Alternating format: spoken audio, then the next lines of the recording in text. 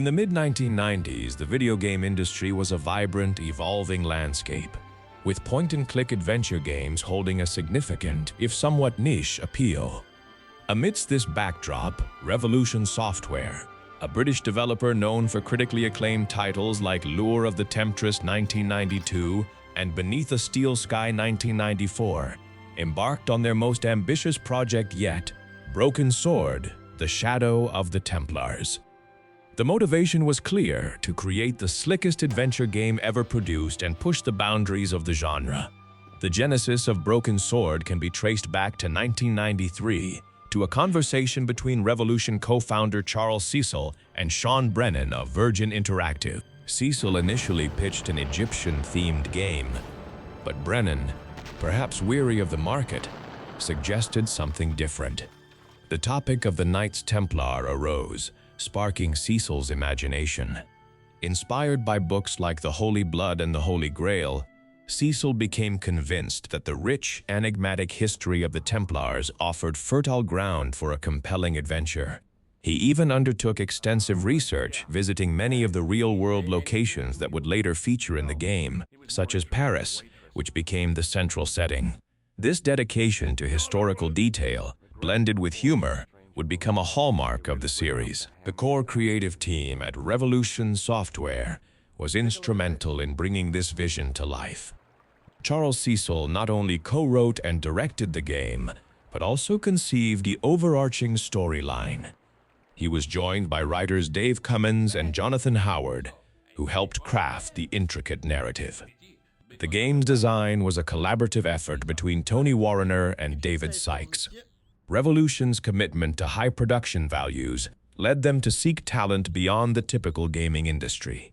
Eogan Cahill and Neil Breen, artists from Dublin's renowned Don Bluth Studios, were responsible for the stunning hand-drawn backgrounds, initially sketching them in pencil before digitally coloring them in Photoshop. Animator Mike Burgess from Red Rover Animation Studio handled the introductory sequence and the main character animations, giving the game a visual style reminiscent of classic animated films. One of the most memorable aspects of Broken Sword is its voice acting. Revolution had already cast Hazel Ellerby as the astute French photojournalist Nico Collard. When searching for the voice of the American tourist protagonist George Stobbart, Ellerby suggested her former Guildhall School of Music and Drama classmate, Rolf Saxon. Saxon's portrayal of George, with his pitch-perfect American accent and earnest everyman persona, became iconic, and he would go on to voice the character in all subsequent official sequels. The voice cast also included talents like Rachel Atkins, David Bannerman, and Peter Kenny, among others, ensuring a high standard of vocal performance across the board. Composer Barrington Fallon created the game's ambitious and beautiful orchestral score, crafting over 3 hours of music and 400 cues to interact dynamically with the gameplay, a unique approach for the genre at the time. His score significantly contributed to the cinematic feel and immersion, with themes that complemented each new location George visited. Development was not without its challenges. Revolution utilized their proprietary virtual theater engine, which had powered their previous 2 adventure games. However, significant rewriting was undertaken between Beneath a Steel Sky and Broken Sword, reflecting the team's continuous learning and desire to push technological boundaries in an era before widespread middleware. A key creative decision was to make George an American and Nico French, aiming to appeal to both US and European markets. Unlike the question-and-answer dialogue systems prevalent in other adventure games, Broken Sword employed conversation icons that didn't reveal George's exact dialogue, enhancing the cinematic feel without mimicking interactive movies. Upon its release on September 30, 1996, Broken Sword, The Shadow of the Templars, known as Circle of Blood in the United States, was a critical and commercial success. Critics lauded its compelling story, well-crafted puzzles, exceptional voice acting, witty writing, engaging gameplay, and beautiful music. It garnered numerous award nominations and wins, and by 2001 had sold approximately 1 million units, exceeding Revolution's expectations. The game was initially released for Windows, Mac OS, and PlayStation, with later ports to Game Boy Advance, Palm OS, and Windows Mobile. The PlayStation version, however, faced some compromises, including reduced content to fit on a single disc, slightly downgraded graphics and sound, and the less intuitive console controller, though the PlayStation mouse offered an alternative. The game's storyline plunges American tourist George Stobbart into a thrilling conspiracy after he witnesses a café bombing in Paris, perpetrated by an assassin dressed as a clown. This shocking event leads him to team up with the tenacious French photojournalist Nico Collard, who was scheduled to meet the victim. Together, they unravel a deep conspiracy involving a sinister cult and a hidden Templar treasure, embarking on a globe-trotting adventure across Europe and the Middle East. The narrative masterfully blends a serious tone with well-placed humor, creating a memorable cast of characters and a rich game universe. The community's embrace of Broken Sword has been profound and enduring. Fans often praise its captivating story, well-written dialogues, and the way it immerses players in different cultures and languages. Many remember the game's puzzles as logical, though some, like the infamous goat puzzle, have become legendary for their challenge. The game's influence can be seen in later adventure titles, with developers like Telltale Games co-founder Kevin Bruner and Richard and Alice co-creator Ashton Reyes citing it as a major inspiration. Over time, the perception of Broken Sword, the Shadow of the Templars, has solidified its place as a classic in the adventure game genre. Its hand-drawn visuals, while initially constrained by 90s technology, are now celebrated for their artistic merit and timeless appeal, often compared favorably to the aging 3D graphics of its contemporaries. The game's enduring legacy is evident in its numerous re-releases. In 2009, Broken Sword, The Shadow of the Templars Director's Cut was released, an enhanced remake that added new content, including playable sections for Nico Collard, offering her perspective on the unfolding mystery. While the Director's Cut was crucial in reviving Revolution Software during a period of declining interest in point-and-click adventures, some fans expressed a preference for the original version due to changes in animations and dialogue. In 2024, a new remaster, Broken Sword Shadow of the Templars Reforged, was released, building upon the original with enhanced 4K visuals, improved audio, and a sleek interface, while retaining the original dialogue and puzzles. This latest iteration allows players to switch between the original and reforged graphics, showcasing how the game's artistic vision has been brought to modern standards without losing its authentic feel. Personal stories from players often highlight the game's emotional impact. One fan recounted how Broken Sword defined the relationship between him and his grandmother, as they played it together and she helped him when he got stuck.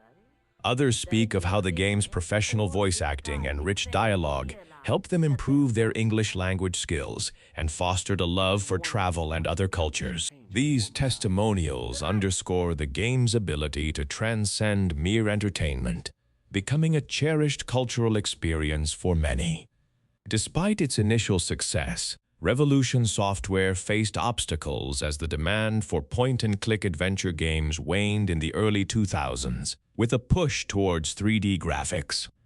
However, the enduring fan base and the success of the Director's Cut on platforms like the Wii, DS, and mobile devices ultimately saved the company from potential bankruptcy, allowing them to continue the Broken Sword series.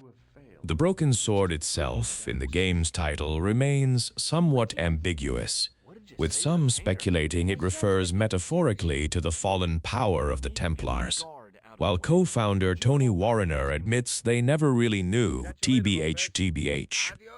Regardless, Broken Sword, The Shadow of the Templar, stands as a testament to compelling storytelling, artistic vision, and the enduring power of classic adventure games.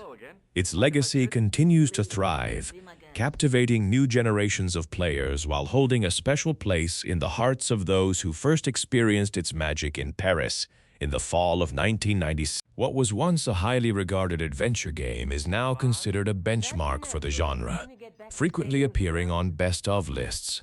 Its blend of historical mystery, compelling characters, and stunning hand-drawn visuals ensures its enduring appeal, proving that a well-told story crafted with care and artistic vision, can transcend technological advancements and remain beloved for generations.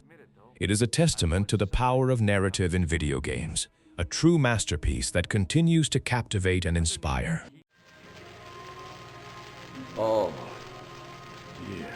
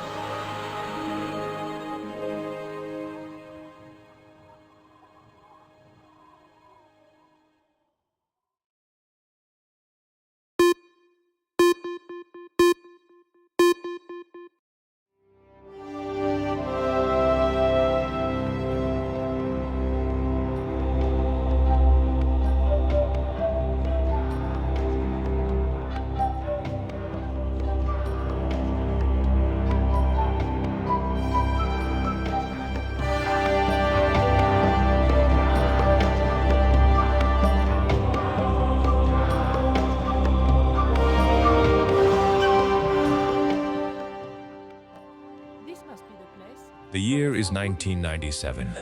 The adventure game genre, though still beloved, is in a period of transition.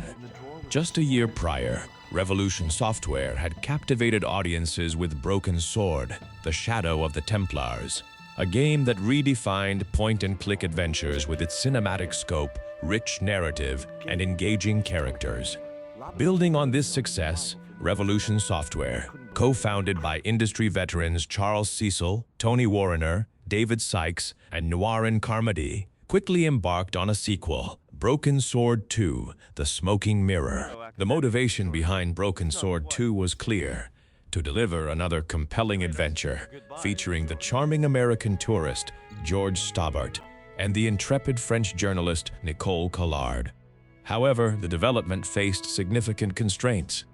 Virgin Interactive, the publisher, was reportedly not entirely at ease with the adventure game genre, leading to a tighter budget and a compressed development cycle of just 1 year, half the time allotted for the original. Despite these limitations, the team, under the direction and writing of Charles Cecil, was determined to deliver a worthy successor. Key creators from the first game returned, bringing their expertise to the project. Charles Cecil once again served as director and writer, shaping the overarching narrative and witty dialogue that fans had come to adore. Tony Warrener, a co-founder of Revolution, played a crucial role on the software side. Steve Ince, who had been producer on the first Broken Sword, reprised his role, also becoming increasingly involved in the design and writing. The distinctive artistic direction was maintained by Iogan Cahill and Neil Breen, who had crafted the backgrounds for the original, now joined by Amy Behrens and Lee Taylor, while character artwork began as pencil drawings before being digitally colored. Nuaren Carmody served as executive producer. The Smoking Mirror picks up 6 months after the dramatic events of The Shadow of the Templars. George Stobbart, after attending his father's funeral, reunites with Nico Collard in Paris. Their romantic respite is short-lived, as Nico, investigating a ruthless drug gang, stumbles upon a mysterious Mayan stone. This discovery quickly plunges them into a new, dangerous conspiracy when they are ambushed at an archaeologist's home. Nicole is kidnapped, and George narrowly escapes a burning room, trapped with a venomous tarantula. This thrilling opening immediately sets a more action-packed tone than its predecessor. The narrative swiftly moves away from the Knights Templar, delving instead into Mayan myths and a plot to reawaken the ancient god Tezcatlipoca, also known as the Smoking Mirror. The duo's quest to prevent global catastrophe takes them from the bustling streets of Paris to the docks of Marseille, the fictional Quaramonte city in Central America, a mysterious Caribbean island, and even London. Along the way, they encounter a vibrant cast of characters, including the returning, albeit still obnoxious, American tourists Dwayne and Pearl Henderson, and the archaeologist Andre Lobineau, who still harbors affections for Nico. The game utilized Revolution Software's proprietary virtual theater engine, a system praised for allowing non-player characters to move and interact independently, giving the game world a sense of life. While the core engine and 2D point-and-click gameplay remained largely consistent with the first Broken Sword, the Smoking Mirror introduced subtle improvements, such as item text appearing when hovering over objects, and the ability to double-click exits for faster movement. For the PlayStation port, a dual control scheme was implemented, offering both analog stick and D-pad control with adjustable sensitivity, which was lauded for making a point-and-click adventure work effectively on a console. The artistic direction retained the beautiful, classically animated sequences that were a hallmark of the series. Eogan Cahill and Neil Breen continued their work on the hand-drawn backgrounds, contributing to the game's distinctive visual flair. The animation style, reminiscent of classic animated films, contributed significantly to the game's charm. Barrington Faloung, the acclaimed composer behind the original Broken Sword soundtrack, returned to craft the music for The Smoking Mirror. His orchestral compositions provided a haunting and atmospheric backdrop to the adventure, complementing the game's diverse locations and dramatic moments. Bob Sekar contributed the closing score, including the memorable "Happiness is an Inside Job." The voice acting, directed by Edward Hall, was a standout feature, with Rolf Saxon reprising his role as George Stobbart, imbuing him with his signature dry wit. Jenny Karen Hall took on the role of Nico Collard, bringing a new dynamic to the character. The high quality of the voice acting was crucial in bringing the diverse cast of over 60 characters to life. Upon its release in 1997, Broken Sword 2, The Smoking Mirror met with a mixed, but generally positive reception from critics. Despite some criticisms that it didn't quite reach the groundbreaking heights of its predecessor and had a slightly less intricate plot, many appreciated its faster pacing and engaging story.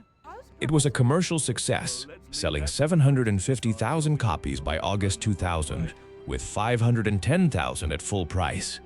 Notably, the PlayStation version performed exceptionally well, exceeding initial sales forecasts. Together, the first two Broken Sword games had sold approximately 2 million units by March 2001, generating over $100 million in sales. Charles Cecil himself recounted that in Europe, Broken Sword 2 even outsold Monkey Island 3, suggesting that fans of adventure games were eager to play both. One common point of discussion among players and critics was the game's perceived ease compared to the first installment, with a more linear progression and fewer overly complex puzzles. However, this also made it more accessible to some. Anecdotes from development highlight the challenge of balancing puzzle difficulty. As producer Steve Ince noted, the fine line between making puzzles too simple and making them impossible.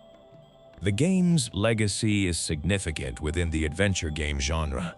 It solidified the Broken Sword series as a beloved franchise, known for its unique blend of humor, intrigue, and globe-trotting adventure.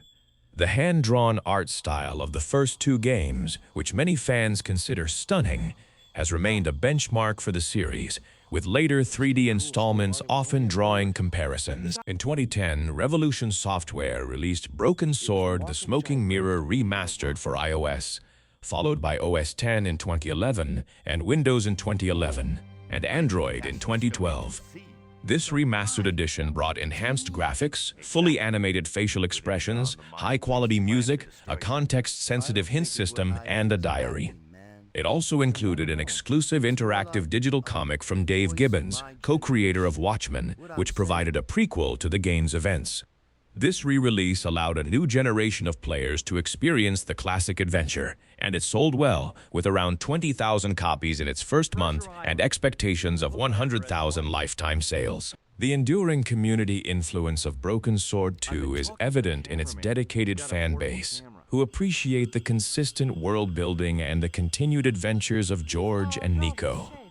Testimonials from players often recall the game with fondness, highlighting the compelling story, memorable characters, and the unique charm that Revolution Software instilled in its titles. The game, despite its rushed development and smaller budget, is remembered as a strong entry in a celebrated series, a worthy successor that continued the tradition of engaging narrative and witty dialogue that defines the Broken Sword universe. Its perception has evolved from being seen as a slightly less grand sequel to a highly regarded classic in its own right, often sparking debates among fans about whether it or the original is superior. As Revolution Software continues to develop new installments and remaster old ones, Broken Sword 2: The Smoking Mirror remains a cherished chapter in the ongoing saga of George and Nico.